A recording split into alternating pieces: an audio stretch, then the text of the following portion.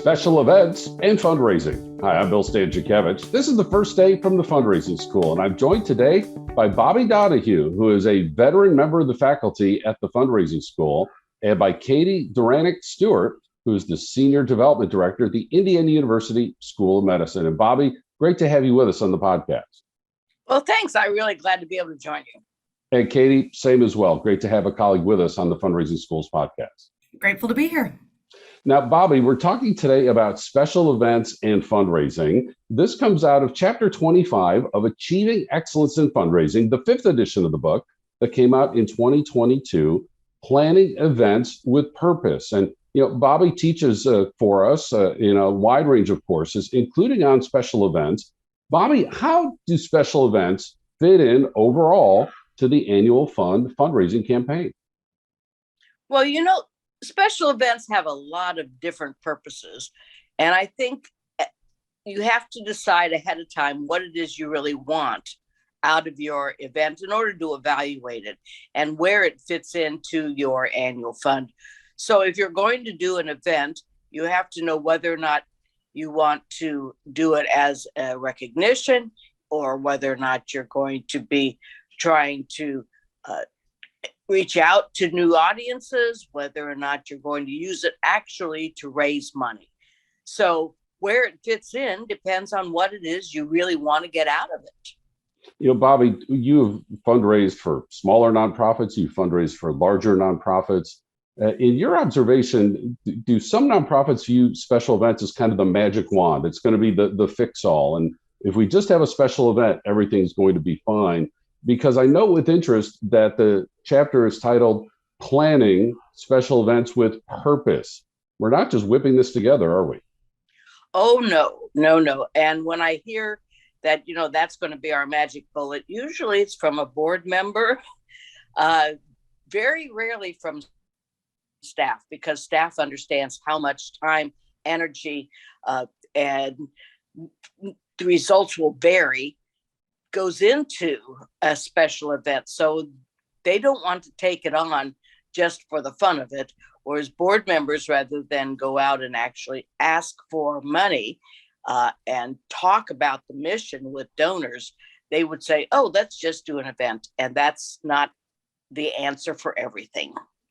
Katie, can you expand upon what Bobby was talking about in her first answer when she was talking about, different special events for different reasons? What are, the purposes for a special event in addition to bolstering the annual fund? Absolutely. So special events can serve lots of different roles. And as long as everyone on the outset agrees what the purpose of the event is, that is critical for the success. So you can use a special event as an opportunity to thank donors, to bring them together and explain and demonstrate the impact of their giving on the organization. You can host special events designed to encourage them to give eventually. So in that cultivation realm, things like bringing folks to the site of where the work is taking place. That's really impactful. There might not be solicitations at either of those type of events, but they could lead to a better conversation eventually. And then, of course, there is the classic solicitation event where you go, there is an auction, there is a silent auction, there is a special appeal. And as long as the donors are aware that that is coming, that can be an effective fundraising tool. But you have to agree on the outset. Are we going to make an ask? Is it for a particular purpose? Are we asking the right people to be in the room if we are going to make an ask? Those are critical for the success of any event. Hey, Katie, how does that happen? So I'm the fundraiser. I rarely have the top seat in the organization. As Bobby mentioned, there's a board of directors involved. How do we get to that point where we're going to determine the specific purpose and have consensus across our nonprofit organizations as to why we're having this particular event? I'm grateful to say that just like any fundraising activity, it's all based on relationship. So if you are working together with a team to put together an event, you have to build that internal relationship and buy-in just the same as you do with a donor before you make an ask. So you need to have a conversation about the expected outcome with your supervisor, with the president and CEO of the organization, with the board chair, with your committee that might be putting this event on. So you need to have frank and honest conversations on the front end before you go forth and get community members involved. It's just as critical as the relationship building externally to have that strong relationship internally. Bobby, what other factors, what other dynamics are at play here in terms of planning for and having a successful special event for my nonprofit that can help bolster fundraising? Well, one of the things in the planning is knowing that the special event is not a silo. It needs to have planning ahead of time, as Katie was saying, but also what are you going to do after the event?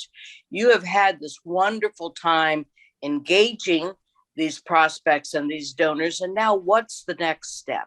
So as far as the planning process, it's not just the evaluation after it's over, but what will we do? How will we follow up with key donors and new prospects that have been at the event and have learned so many wonderful things about our mission? And now let's let them ask those questions, get engaged in a more meaningful way for that next step. So the planning process happens before you do the event, you evaluate event, but then those next steps are really critical, whether that's the cultivation part, whether that's the solicitation that follows the event, or whether it's the thank you that happens after the event for them coming and making their gift. And Katie, in the context of fundraising, I'm thinking another factor is making sure we have non-donors coming to the event, because if people are donating already, why do the work of the event? And it also seems you talked about reaching out externally once we have our internal consensus. How can we use a special event maybe to bring people onto the planning committee as a way to maybe start to check them out as a potential board member or to elevate their donating opportunities? Absolutely. A special event creates a lot of different engagement opportunities, whether that's volunteering on site to help execute the event, or that's on a planning committee in advance, or even in follow-up afterwards, thanking people for coming and sharing the mission of the organization. So being intentional about how to engage non-donors, that's a critical piece. I would also add that to encourage people to attend, something that you could consider is having concentrated outreach. Perhaps it is your current donors and your current board members asking their friends to attend. You can organize an event so that it is mission driven, but also fun. There will be activities there. There will be an opportunity to learn about something critical that you're doing. This can be a wonderful way to get new folks in the door just because they're excited about the type of event you're putting on. And there are ways to just cascade from one year to the next. Pay attention to who comes to your special event, who donates, and maybe next year they'll want to be on the planning committee, or they'll want to fill a table or a foursome, or have people join them for the walk, or whatever the event might be. It is a way to really expand over time the number of people engaged with your nonprofit organization. Bobby, the chapter concludes with a discussion about other types of dynamics at play with the special event. I want to conclude with the same question to both of you. So Bobby, I'll start. You know, as you think about, again, your observations, your work in this area, the information that you put into the chapter, what advice do you have for fundraisers in terms of what you've seen that has worked well, common mistakes that you have seen to really make sure that they're using their time well to have an effective special event that can strengthen the fundraising for their nonprofit organization? Well, one of the things I've seen that really will impact an event is not doing the planning up front and not doing the follow through on every detail that needs to happen along the way. I think we often try and do it all ourselves. The more delegation you can do, and you as the planner do the follow up with everybody else, I think it runs more smoothly. The other piece is not communicating what's going on with the event internally and externally. So do an event, keeping it a secret, it's not really a great plan. Use social media. One of the best things that you can do with social media is use it to promote your event and the mission behind that. So some of the common problems are not well planned out front. Maybe it doesn't fit with your mission. Mothers Against Drunk Driving are not going to do a wine tasting. So you have to do something that fits with your mission. And then, of course, as I said earlier, a follow-up. Katie, same question. What works well? What are some of the common problems and challenges that you've observed as you think about your advice for fundraisers and special events? Well, I would echo many of Bobby's points, but one additional that I would think about is making sure that the event's mission aligns with the folks in the room. So if you are going to make an ask, make sure that is an appropriate choice for the individuals who are present as your guests.